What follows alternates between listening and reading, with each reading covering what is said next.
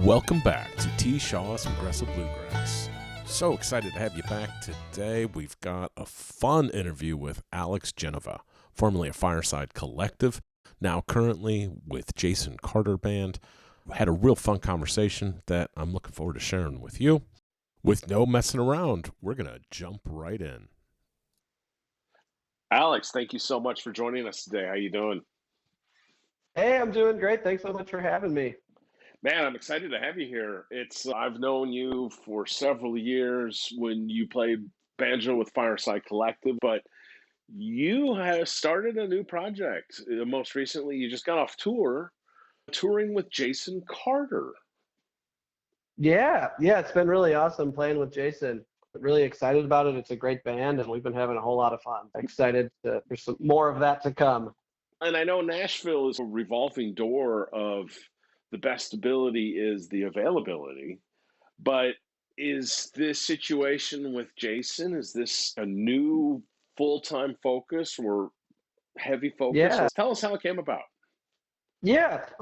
It's a new full-time thing, and it's just I can't remember if I played with Bronwyn first. I think she asked me to play first, actually, and both of them have been putting solo bands together after Bronwyn leaving Molly's band and or Golden Highway kind of disbanding, Sure. and then Jason leaving the McCurrys, Dell and the Traveling McCurrys.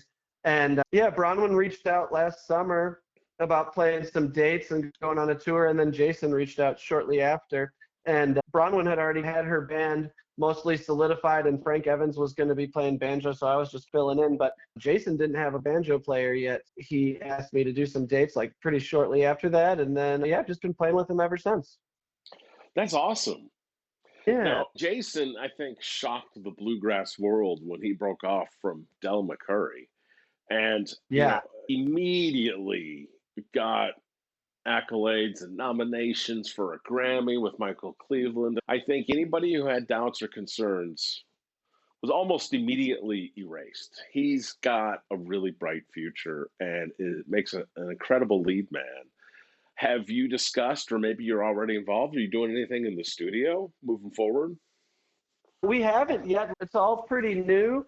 This band, we've only really been playing together a few months. He has been in the studio working on some stuff, and he just last week sent out some dates, but unfortunately, like a bunch of us were already scheduled on those dates. But it was just some preliminary, hey, are you guys available these days coming up? And we couldn't make those work, but I'm sure we will be getting into the studio sometime. And I know he's always in and out on times when he's at home working on stuff. And I think he's been doing some like electric stuff too. I'm not sure. I probably shouldn't talk too much about that. Sure, but, yeah, we can't but give yeah, away secrets, but yeah, no, and I don't even really know exactly for sure either. But or maybe that's just something he's mentioned that he's been interested in doing. But and definitely some bluegrass stuff too. Like he's not looking to get away from that either. He's put together this awesome bluegrass band. So yeah, I'm sure that will be happening. But no dates on the calendar right now. But I think we're in the process of finding some time to all get in there together. Like I said, it's super new, and so we all had stuff still on our schedules outside of the band, but I think all our schedules are starting to clear up a little bit going forwards. I'm sure we'll be in there sooner than later. That's awesome. Yeah. You've got, as I mentioned when we first started speaking, I, of course, first came across you playing the Fireside Collective, and I've talked about them on my podcast before. And of course, they kind of shifted direction slightly, at least sound wise, after you parted ways. But you've got a really interesting history. Even before that, what is the Alex Genova genesis story of you becoming a musician and getting to Nashville eventually? I know you were also at ETSU and Berkeley, and I want to get into that as well. But what's the path of your story? Yeah. I grew up playing music from a really young age. My grandparents lived next door to us when I was a little kid. We moved away when I was in like third grade. But my grandmother played piano, and so she was giving me piano lessons from the time I was really little. I never got super into playing piano at a young age. Now, as an adult, I've gone back and I'm trying to teach myself again. But anyways, yeah, so was doing some just basic little kid piano stuff. and then found a guitar in their closet that belonged to my mom originally, and started taking guitar lessons. And yeah, then got into different styles of music as I was growing up, and played in like bands as a student starting in middle school, like school bands and like rock bands outside of school, playing electric guitar.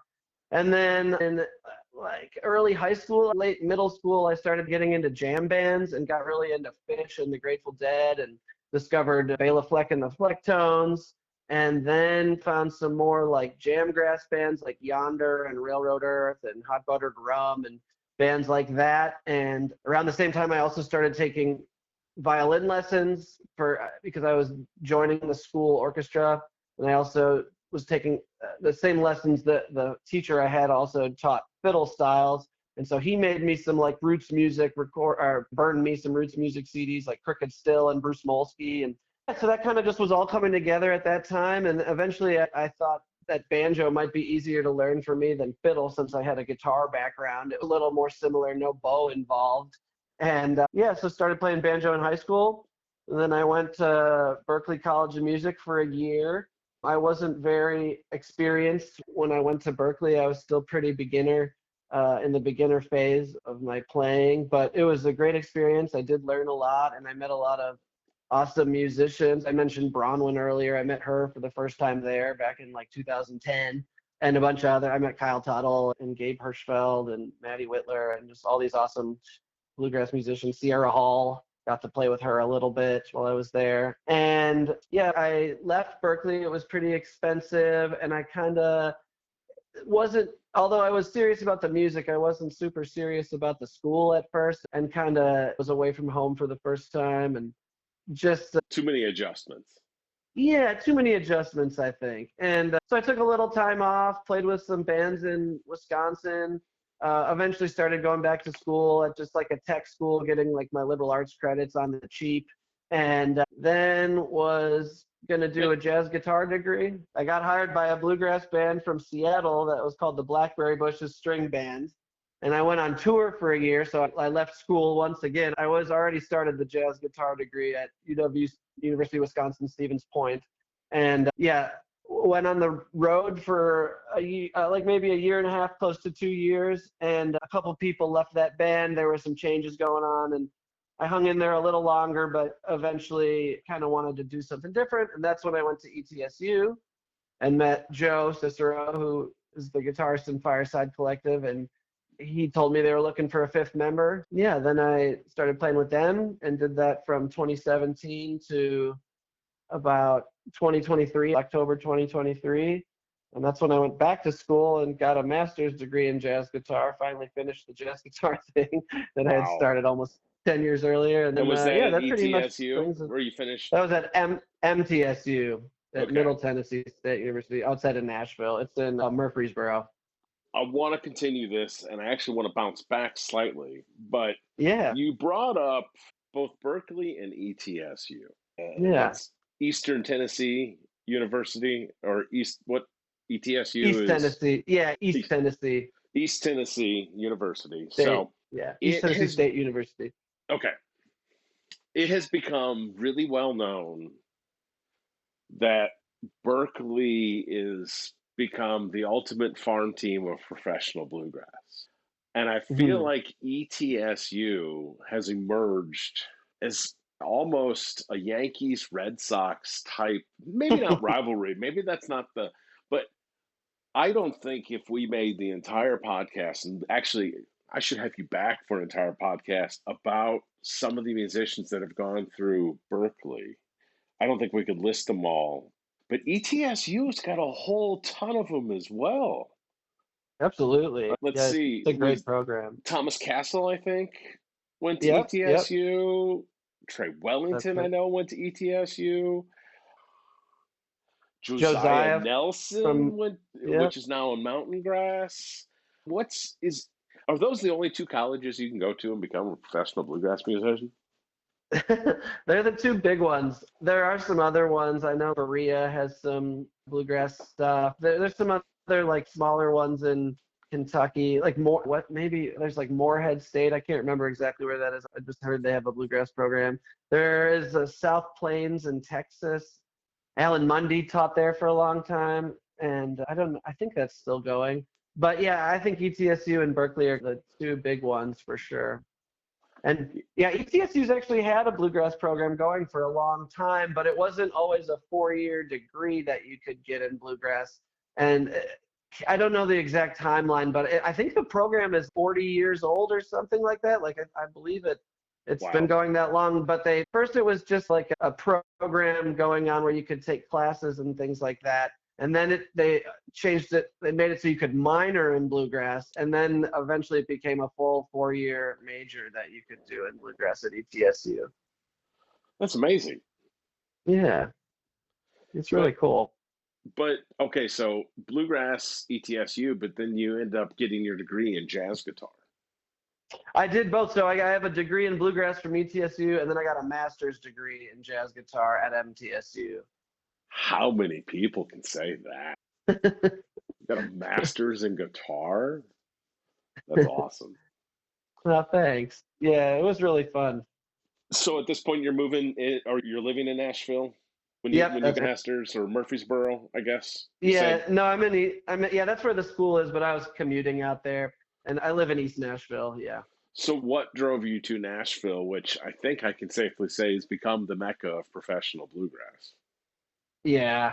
Actually, so it wasn't me, although I had always dreamed of living in Nashville. What really spurred the move was my wife, who I started dating while I was still a student at ETSU. She was in medical school at the medical school at ETSU, Quillen College of Medicine. And we started dating pretty shortly after I got there, and right when she was I think I was there a year, and then she started maybe the next year. So I started dating right at the beginning of medical school for her. And then when you finish medical school, you apply to residencies and you get matched. So you don't even get to pick where you go. You Really?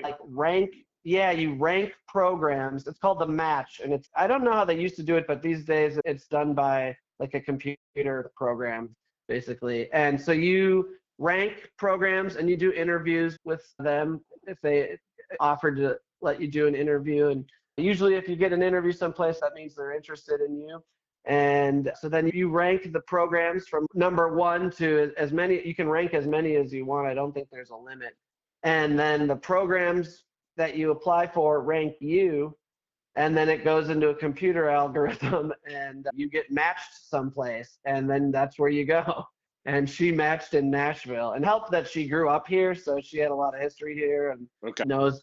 And and her dad's a physician as well, and she knew like a lot of Nashville doctors and just had spent time here. And she worked in like a medical nonprofit too before she went to medical school. You're like, Nashville sounds great. You weren't complaining. Yeah. Nashville sounds great. No, I was encouraging her to rank Nashville number 1, which she did. And she was really wanting to come here too. Obviously, she grew up here, and so she likes it here a lot too. And so like Nashville, she ranked number 1. I think we ranked Madison, Wisconsin number 2, and then she ranked a bunch of Southeast schools. But there were a few on the list I was a little nervous about that were like great programs for her, but were places that I didn't really want to live. Sure. That were just far away from a music scene that I was familiar with. I'm sure they're like nice places to live, but like one of those that is like a great program that she really was interested in was like Houston, Texas. And I was just thinking, I don't know anybody in Houston, Texas. I have no idea what the bluegrass scene is like out there. And that would have been a big change for me. So I'm very glad that it worked out for Nashville for sure. That's amazing. Yeah. So you get to Nashville, and of course you knew Joe Cicero from school. Is that where Fireside Collective came into play? In Johnson City, you mean? That's where they're based out of Ash. I met Joe, in Johnson City. Yeah. So when you were attending ETSU? Yeah, that's right. Yep. Okay. Yeah. Am I out of order? Was Fireside before or after Nashville? Before. Okay. So I met Joe in Johnson City.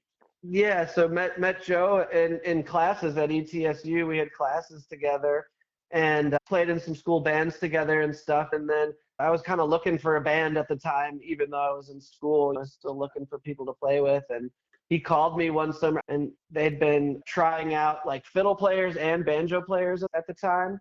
Okay. and asked me, yeah, if I'd want to come down to play some shows around North Carolina and audition that way. And yeah, so that's how I got hooked up with those guys. I'd actually met them before when I was touring with the Blackberry Bushes. We did a show together in Colorado, in Fort Collins, at Avogadro's Number. So I was familiar with the band already, but then then joined after that audition that Joe set up for me.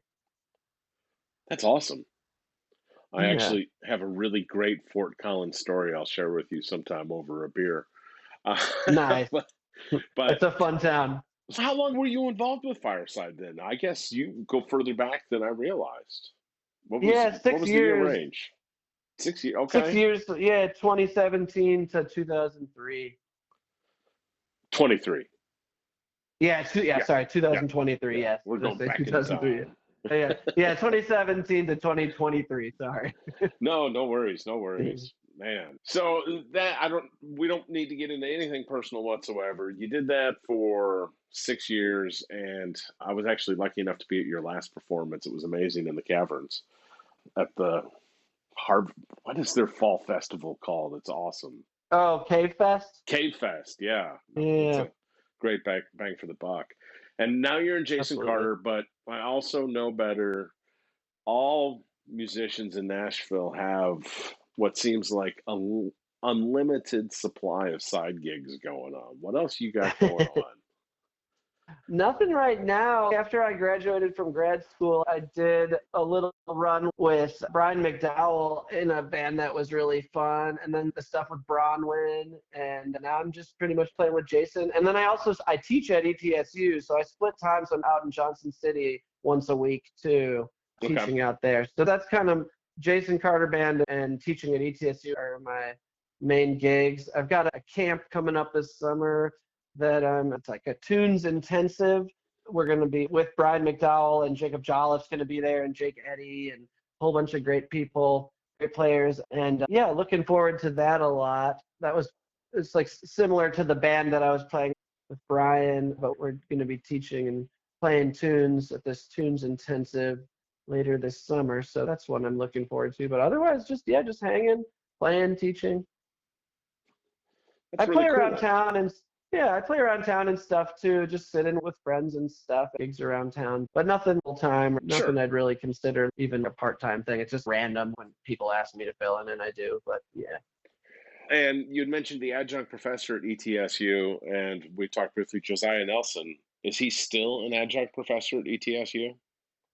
I think he might be coming back, but he's taking this semester off because Okay. Mountain Grass has such a busy schedule this semester. So I think the last I talked to him, I believe he said he was planning to maybe return at some point, but I think he's on his way to Australia with Mountain Grass Unit right now. Yeah, They got he's. a busy schedule. They're just at Wintergrass or Winter Wondergrass, sorry. Yeah, so he's got a busy schedule right now.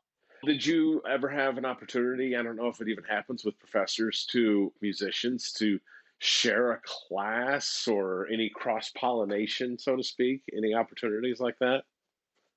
No, not with Josiah, but I do know Josiah well, and he sometimes crashes at our house when he's in Nashville. So we get to pick a lot. And I was over jamming with the Mountain Grass guys, minus their bassist, the other day when they were working on some recording, I think, in Nashville. And yeah, so I get to pick with them. But yeah, cross pollination or like teaching together. Not so much, but maybe a little bit when we do. There's a summer camp also that ETSU puts on that I've been a part Okay. of the past couple summers.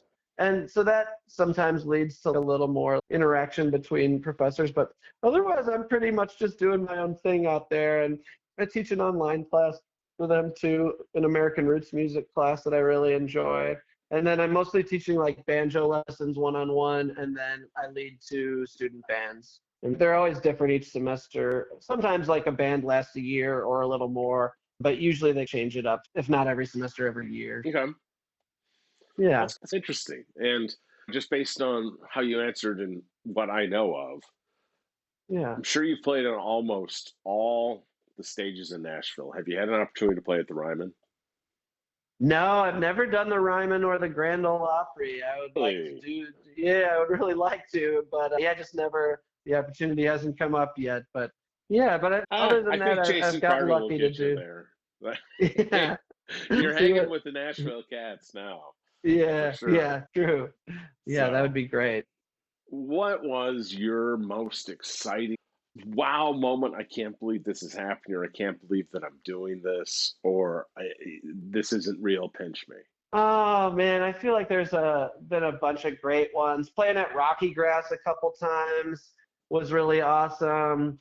I just have always really loved that festival, and I did the band contest with a band back in the day, and then I eventually went back and I won the banjo contest. So I've been going to that one for a long time, but then to be booked on the main stage like a few years in a row with Fireside Collective was really cool. That That that was a good one. And then another more recent one, playing in that band with Brian McDowell, Jacob Jolliffe, Mark Schatz, and Jake Stargell was pretty epic. Those, all those guys are heroes to me, so it was really cool. And Brian writes some amazing music. And then getting asked to play with both Bronwyn and Jason, I really look up to both of them. So that's been insanely cool. And then some Nashville stuff with Jason. We've had Michael Cleveland come sit in on some shows, like on second set at some of those analog residency shows that Jason has done. And that was like a holy crap moment for sure. Like playing banjo behind Jason and Michael Cleveland twin fiddling. That's like a dream come true for any banjo player. Yeah, that was like a real good one for sure. yeah, you're still Uh, buzzing from that was recent. I am. I admittedly watch some of the videos of that from time to time when I need to pick me up. Oh yeah, that happened. That's Okay. awesome. That's awesome. Yeah. Yeah, man. It was really cool.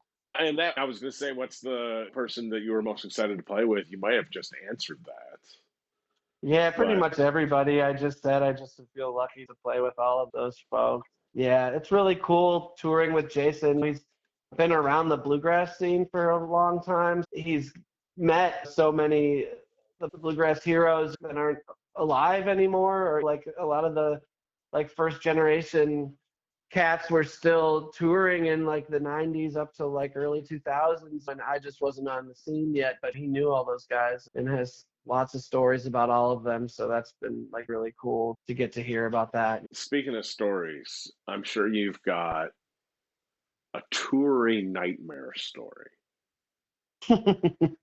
Oh gosh. Do you have a good touring nightmare story where I'm sure you question all of Yeah, your I've got life's a few. decisions moving up to it? I've got a few.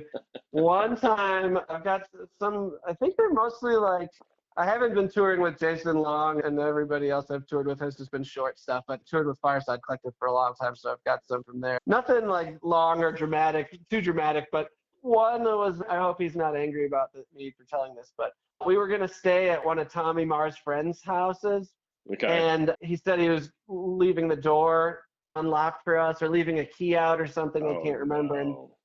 we went to the wrong house. Oh It's no. 3 in the morning. Yeah, it's 3 in the morning. And it was literally the house next door. And Tommy's like trying to open the door, and some guy very angry comes out like just wearing pajamas basically, and was like, "What the hell are you doing?" And You are you lucky know, you I didn't get shot at. I know. We all were pretty freaked out. And then we had to pull the van out of the driveway and pull into the next door, the house next door. We left with Tommy's friend. We left a bunch of band merch and CDs and a poster and stuff, Your and neighbor maybe an hates you apology now. I'm note. so sorry. No, he was kind of laughing about it the next day and was fine. Was grateful that we was like thought it was nice that we left some merch and stuff for him. I guess it all ended up cool, but yeah, that's one that I always think of.